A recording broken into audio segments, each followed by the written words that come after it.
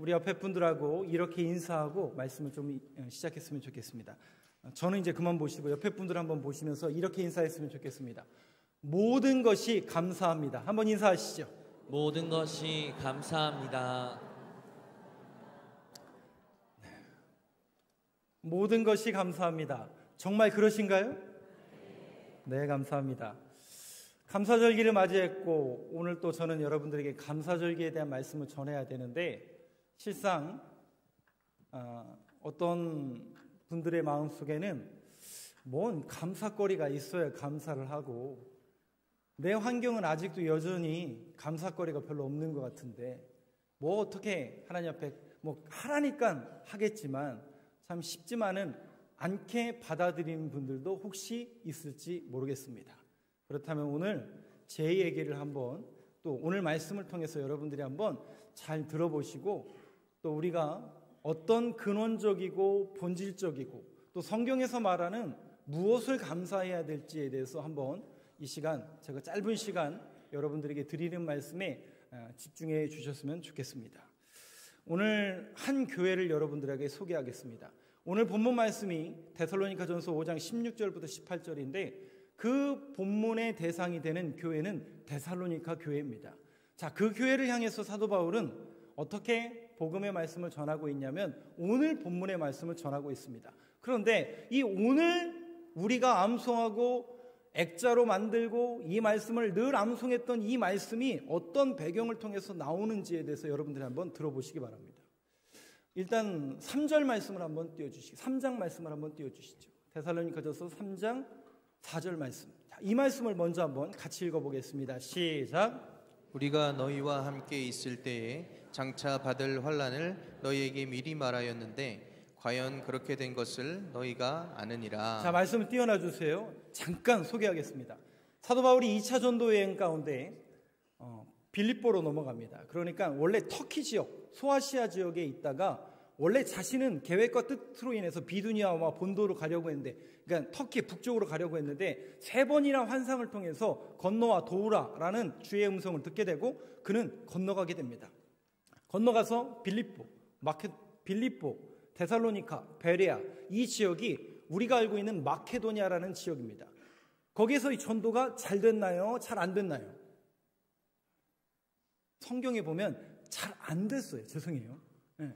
그리고 어떻게 하냐면 가는 곳마다 유대인들과 주변 사람들의 방해로 인해서 감옥에도 갇히고 성벽에서 광주리로도 내려가고 3주밖에 오늘 본문에 나오는 데살로니가 교회는 3주밖에 더 이상 말씀을 전하지 못하고 도망가야만 했습니다.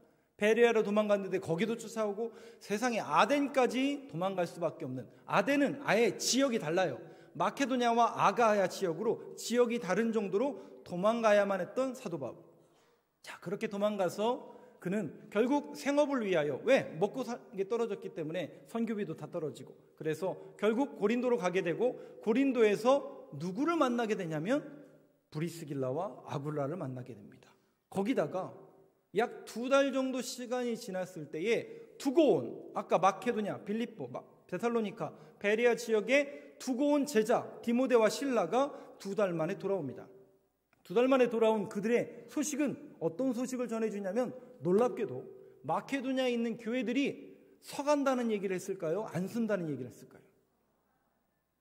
근데 우리는 이제 다 아니까, 이 결론을 다 아니까 이렇게 얘기하지만 그 시대와 그 상황 속에서 우리가 이해가 되지 않는 부분들이죠. 왜? 데살로니가 교회는 몇 주요? 3주밖에 복음을 전하지 않았어요. 그런데 교회가 이거 요즘 같은 때도 안 되는데 이때는 이제 막 교회가 태동하는 그런 시기인데 쉽지만은 않았습니다. 근데 그때 놀라운 소식을 디모데와 실라가 전해주는데 데살로니가 교회가 쓴다는 거예요.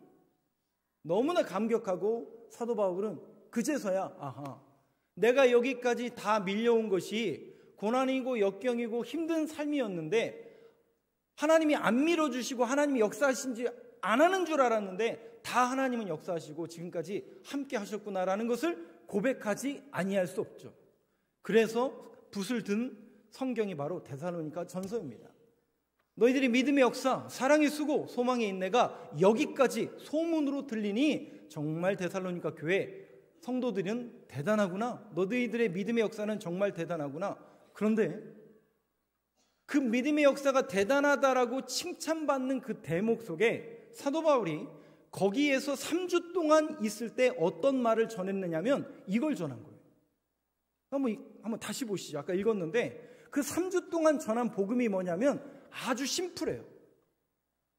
뭐냐면 예수 그리스도, 십자가, 고난, 부활, 영생, 예수 그리스도만 전했을 뿐이에요. 그리고 그 예수 그리스도를 믿음으로 인하여 뭐가 와요? 너희와 함께 있을 때 장차 받을 환난을 너희에게 미리 마였는데, 이런 거죠. 우리가 교회 안에 새신자들이 들어오면 예수님을 가르쳐야 됩니까? 교회 다니는 방법을 가르쳐야 됩니까? 두 개 다 가르쳐야죠. 근데 죄송하지만 어느 순간부터 우리는 교회를 오게 하는 방법과 또 그분을 예수 잘 믿게 한다라는 이유가 먼저가 되다 보니까 교회에 오는 이유와 목적은 상실된 채 교회에 와서 예배 드리는 방법만 가르치고 있는 그런 모습으로 전락한 것은 아닌가 조금 고민을 해봐셔야 됩니다. 왜냐하면 보세요. 데살로니가 교회에서 3장 4절에 분명히 사도 바울이 뭐라고 얘기했냐면 예수 그리스도를 믿으면 어떻게 된다고요?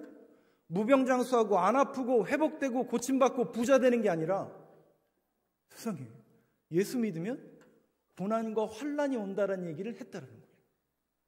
그럼 여러분 한번 생각해 보세요. 오늘날 우리 교회 안에 초신자들이 들어왔을 때 오셨냐고 반갑습니다. 우리 예수 믿어야 되는데 이제 고난과 환난이 앞에 있으니, 쉬운 말은 아닌 건 알지만 우리가 이제는 진리가 무엇인지, 우리 교회가 무엇을 전해야 되는지에 대한 분명한 정체성과 인지를 하셔야 됩니다. 사도 바울은 3주 동안 예수 그리스도의 고난과 복음만을 전했을 뿐인데 놀랍게도 거기에 무슨 역사가 일어나는 거예요? 말씀의 역사가 일어나더라는 거예요.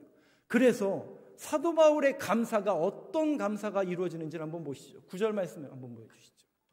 3장 9절 말씀 한번 같이 읽겠습니다. 시작. 우리가 우리 하나님 앞에서 너희로 말미암아 모든 기쁨으로 기뻐하니 너희를 위하여 능히 어떠한 감사로 하나님께 보답할까? 여러분, 우리의 감사의 모습을 한번 비춰볼까요?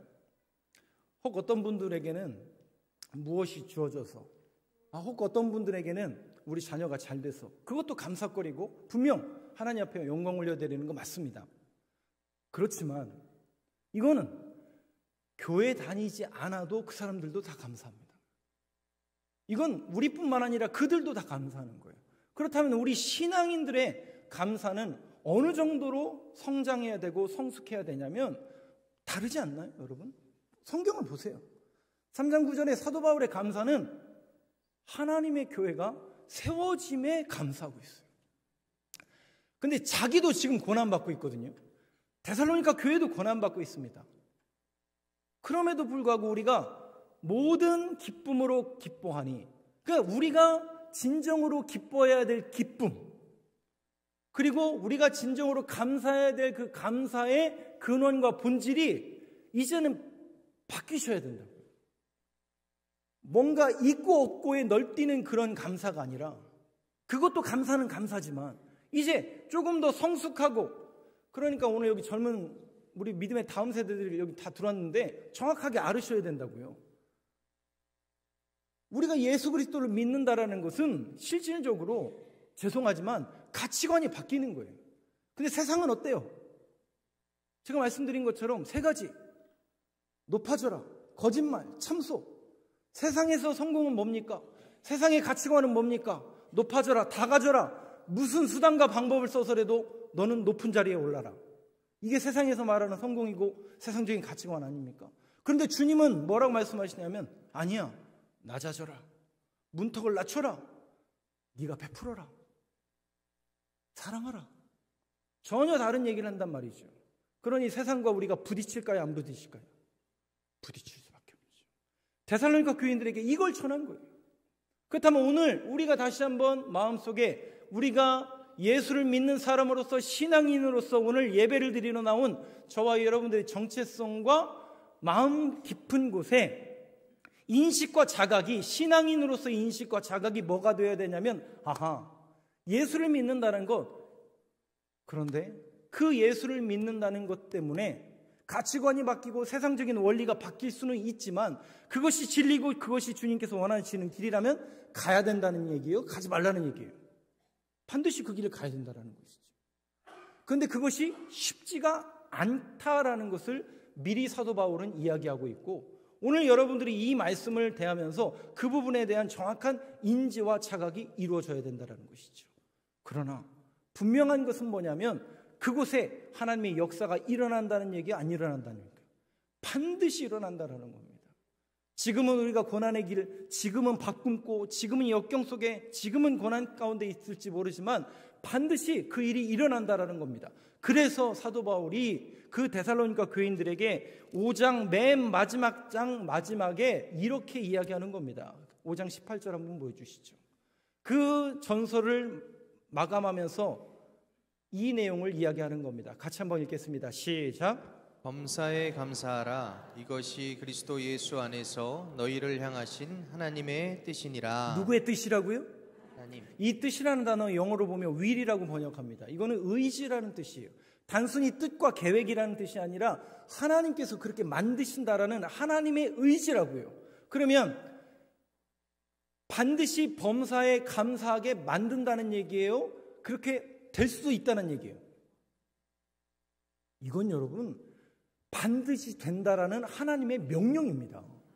그래서 항상 기뻐하라, 쉬지 말고 기도하라, 범사에 감사하라를 무슨 문장으로 써 있다고요? 명령형으로 써 있다고요. 왜? 그 모든 주체가 하나님 편에 있고 하나님이 하실 거기 때문에 이 모든 것, 시작하는 것, 이루어 가시는 것, 완성과 성취도 하나님이 하신다라는 그 믿음의 고백으로 사도 바울이 데살로니가 교인들에게 당장은 어렵지만 반드시 너희들을 감사하게 만들 것이다 라고 명령으로 너희들이 항상 기뻐하라, 쉬지 말고 기도하라, 범사에 감사하라고 명령형으로 말할 수 있을까요, 없을까요? 있다라는 것이죠. 사랑하는 성도 여러분, 새롭게 한 주가 또 시작됩니다. 저와 여러분이 또 이 말씀을 마치고 또 이 예배를 마치고 돌아가는 저 세상은 만만치 않습니다. 기다리고 있습니다. 문 앞에 엎드려져 있습니다. 보셔야 돼요. 그리고 분별하셔야 돼요. 그리고 그 길을 묵묵히 걸어가셔야 됩니다. 괜찮습니다. 시험 들으셔도 괜찮고요. 낭망하셔도 괜찮아요. 우리가 넘어진 숫자보다 한 번 더 우리를 일으키실 그 주님이 저와 여러분들에게 주시는 이 명령의 말씀이 여러분들의 심령 속에 살아있다면 반드시 하나님은 저와 여러분들을 감사하게 만들 것이기 때문에 결국 우리는 최후 승리를 믿는 자들 아닙니까? 결국 우리는 마지막에 웃는 자들 아닙니까?